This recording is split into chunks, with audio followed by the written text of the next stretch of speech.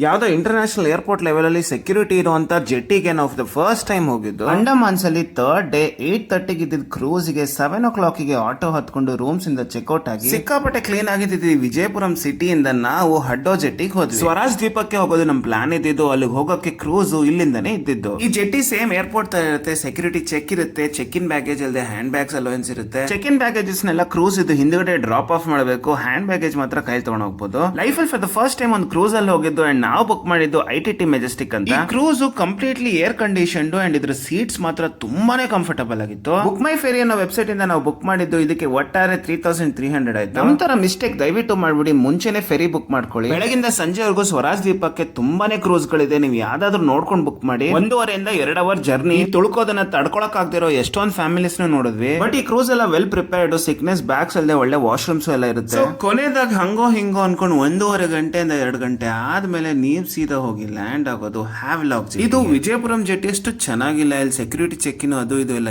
ಇಳಿತಿದ್ದಂಗೆ ಜೆಟ್ಟಿ ಹತ್ರನೇ ಬೇಕಾದಷ್ಟು ಕ್ಯಾಬ್ಸ್ ಗಳು ಸಿಗುತ್ತೆ. ಸೊ ನೀವು ಆರಾಮಾಗಿ ಹೋಗ್ಬೋದು. ಸ್ವರಾಜ್ ದ್ವೀಪದಲ್ಲಿ ನಾವು ನೆಕ್ಸ್ಟ್ 2 days ನ ಸ್ಪೆಂಡ್ ಮಾಡಿದ್ವಿ. ಏನೇನ್ ಮಾಡಿದ್ವಿ ಅಂತ ನೆಕ್ಸ್ಟ್ ವಿಡಿಯೋನಲ್ಲಿ ನೋಡೋಣ.